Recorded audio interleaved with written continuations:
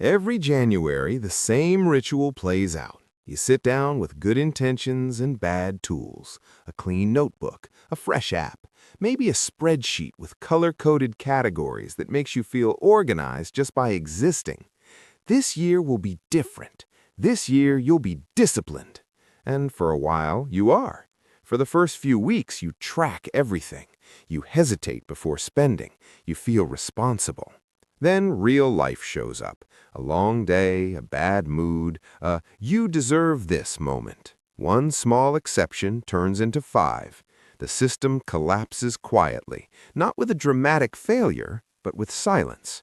You stop checking, you stop tracking, and one random day in March, you look at your account and feel that familiar mix of confusion and guilt.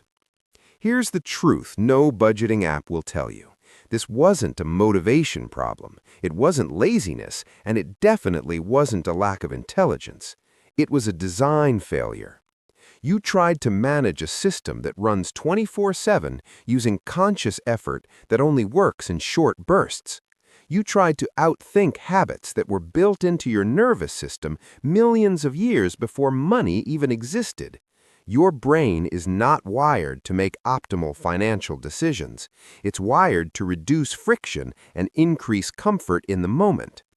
In behavioral economics, this shows up again and again. We overvalue what's immediate and undervalue what's distant. A small pleasure now feels more real than a much larger benefit later. Not because we're stupid, but because the future doesn't send signals our brain can feel. When you rely on willpower to save money, you're asking your brain to constantly choose discomfort now in exchange for an abstract promise later. And you're asking it to do that dozens of times a day. That's not self-control, that's exhaustion. Eventually, the resistance breaks, not because you failed, but because the setup guaranteed it. So instead of talking about better habits, we need to talk about architecture. Think about how cities work. Traffic doesn't flow because every driver is disciplined and polite. It flows because roads, lights, and barriers quietly guide behavior. You don't stop at a red light because you're morally superior. You stop because the system makes stopping automatic. Your money needs the same treatment. Right now, for most people, income enters their life in the worst possible way. It arrives in one place, one account, one visible number.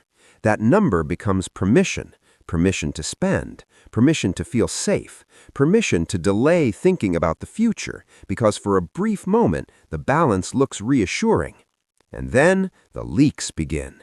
Bills drain it, subscriptions nibble at it.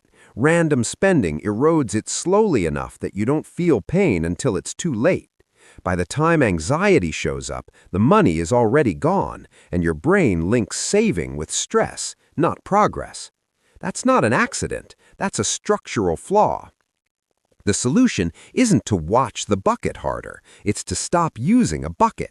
We need to separate roles, to give each dollar a job before emotion gets involved, to make the correct behavior happen before you even have a chance to second-guess it. Instead of one account that does everything poorly, you build a flow, a sequence, a set of paths your money follows automatically without asking your opinion every morning. The moment your income hits, it moves. Not later, not after you feel ready, immediately. The decision happens once in a calm moment, not repeatedly under pressure. This is where most people get uncomfortable, because systems feel restrictive at first. They feel like giving up control. In reality, they're the only way to get it back. Once you stop thinking in terms of control and start thinking in terms of flow, everything changes. Instead of asking yourself, "Can I afford this?" 50 times a week, you answer that question once in advance, and then you let the system enforce the answer for you. Here's how the flow works. Your income no longer lands in an account meant for spending. It lands in a control point, a router. Its only job is distribution. The moment money arrives, it's already scheduled to leave along predefined paths. There's no pause where temptation can creep in. The first path handles survival, fixed costs, housing, Utilities, insurance, transportation. The boring, unavoidable stuff. This portion is boring on purpose. It runs on autopilot. Bills are paid whether you're motivated or not. Late fees disappear. Mental load drops. Stability becomes default instead of something you have to actively maintain. The second path handles time. This is where your future lives. Savings, investments. The part of your life that doesn't send notifications or demand attention, but quietly determines how free you'll be 5, 10, 20 years from now. This transfer happens before you see the money. You don't decide to save each month. You already decided. Past you made the call. Present you just lives with it. This is the most important shift. You stop negotiating with yourself. Saving no longer feels like punishment because it never feels like a loss. You don't miss money you never touched. The system removes it before emotion gets involved, and that single design choice does more work than years of trying to be disciplined. Now comes the part most people skip, and that's why their systems fail. You need a lane for pleasure. Not leftovers, not scraps. A real allocation for spending that is explicitly allowed. Money you're meant to enjoy. Money you can burn without guilt. Because deprivation doesn't create wealth, it creates rebellion. When people build systems that only say no, they eventually tear them down. But when spending is intentional, when it's contained, it stops leaking into everything else. You buy the coffee. You take the trip. You enjoy your life. And because the future is already handled, that enjoyment doesn't come with anxiety. This is the difference between control and clarity. Of course, life isn't clean. Systems drift, cars break, jobs change.